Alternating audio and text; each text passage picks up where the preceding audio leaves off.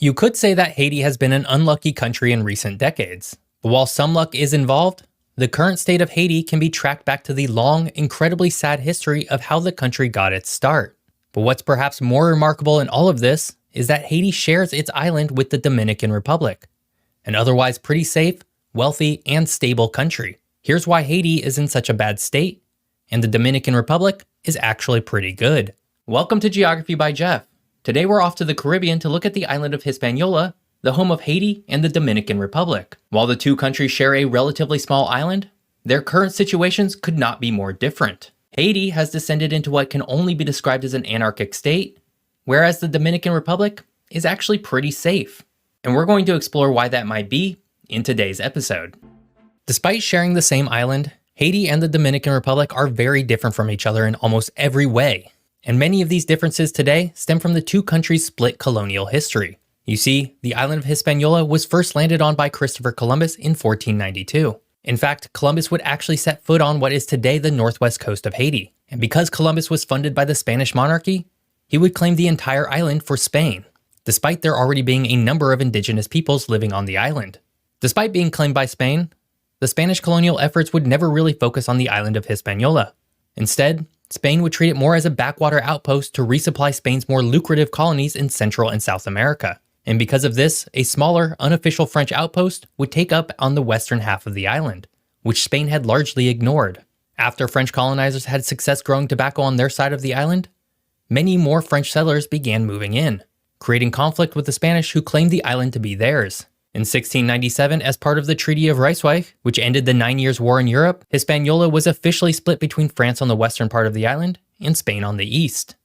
From this point on, the two halves of Hispaniola would drift farther and farther apart. You see, in the early 1700s, France was a far wealthier colonizer than Spain, and because of this, France imported hundreds of thousands of slaves to the island of Hispaniola over the course of just a few decades. By 1788, Haiti's population consisted of about 25,000 French citizens, 22,000 free multiracial peoples, and over 700,000 slaves. By contrast, in the colony that would become the Dominican Republic, there were approximately 38,000 Spanish citizens, 38,000 free multiracial peoples, and fewer than 15,000 slaves. And this disparity in the amount of slaves would directly lead to Haiti becoming one of the wealthiest colonies in the world, and the wealthiest colony in the French colonial empire. By 1800, Haiti accounted for fully half of France's foreign profit due to its sugar plantations, which were only so profitable because of the slave labor involved. In the early 1800s, after many bloody battles, the enslaved Haitians would win their freedom. But while victorious and now free, the repercussions would last well into today. Haiti, being a former slave colony that revolted and won its freedom, would be ostracized by both European and American government and business interests, who didn't want a former slave colony to succeed and give ideas to other regions around the world. American President Thomas Jefferson, for example, would outright refuse to recognize the new country. In order to eventually gain recognition, Haiti would agree to pay France 150 million francs, a debt that it was never able to fully repay, but would irreparably damage the economic prospects of the new country. On the other side of the island, the Spanish colony would remain relatively benign through much of this period, and because it wasn't really managed all that much by Spain, the newly independent Haiti would actually take over the entire island of Hispaniola from 1822 to 1844. And during this rule, Haiti would tax the Dominican side of the island heavily in order to repay its French debt. This would inevitably lead to a second war for independence on the island, only this time from Haiti. By 1856, the Dominican Republic was its own country, and the two halves of the island were finally settled. Haiti and the Dominican Republic are the product of two separate colonies and the way they managed their respective colonies. And because of these separate histories, we can largely see the reason for why the two countries are the way they are today.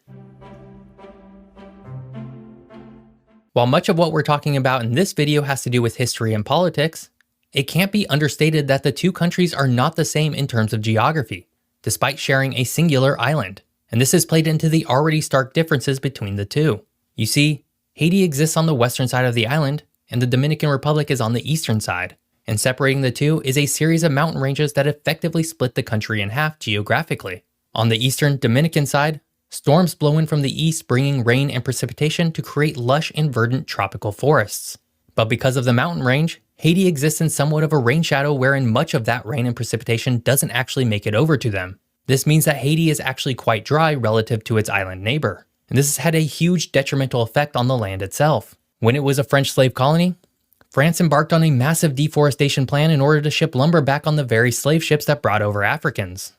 And because Haiti is much drier, it simply hasn't been able to regrow its forests in the same way that the Dominican side can. At the same time, Haiti is the unlucky home of the Enriquillo Fault, which caused numerous large earthquakes during the mid-1800s and was the cause of the 2010 and 2021 earthquakes that struck the major population centers of Haiti.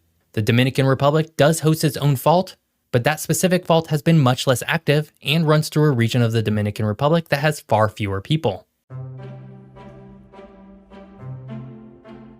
There's no single event that you can point to as to why Haiti has devolved into such a mess today. Unfortunately, it really has been a consistent and oddly well-timed number of natural and human-made catastrophes that have been building to this point. In the early 1900s, due to owing great sums of money to France, Germany, and the United States, the country was ill-equipped to provide basic services to its citizens. And because of this, frequent rebellions and governmental coups would occur. So much so that the United States, in order to protect its business interests, would occupy Haiti beginning in 1915 under a quasi-military dictatorship. And while the US occupation would bring infrastructure and a centralized form of government to the city of Port-au-Prince, it would do so using forced labor by Haitians. The US would eventually leave in 1934, but that would just set off a series of ruthless dictatorships. Then, in 2010, the country was struck by a 7.0 earthquake near Port-au-Prince. And because of wild mismanagement by previous rulers, the country was ill-prepared to deal with such a large earthquake. Buildings came crumbling down, and an estimated 300,000 Haitians are thought to have perished. Despite international aid from the US and many other countries, Haiti would struggle to rebuild. In July 2021, the last elected president of Haiti was assassinated. This would be followed shortly after yet another devastating earthquake that would hit the southwest part of the country. With two major catastrophes so close to one another, the country sunk into its current state where there is no elected president, no functioning parliament, and a barely functioning court system. In fact, much of Haiti today is run by various gangs. Today, the two countries really couldn't be more different from each other in terms of stability and wealth. And while the Dominican Republic has had its own dealings with dictatorships in the past, its end result has been much different. The Dominican Republic has been able to diversify its economy and bring in a lot more money than its neighbor. As of 2022, the Dominican Republic had a GDP of about $255 billion. Meanwhile, Haiti had a GDP of about $34 billion. That's an incredible difference. And while you might think that it's due to the population of each, it really isn't. Again, as of 2022, the Dominican Republic was home to approximately 10.7 million people, and Haiti was home to 11.3 million people. By most economic measures, the two countries should have a fairly similar GDP, but Haiti has never been able to cobble together a functioning government in the same way that the Dominican Republic has. And this has led to new economies springing up in the Dominican Republic, such as a vast tourism industry that has simply never really materialized in Haiti.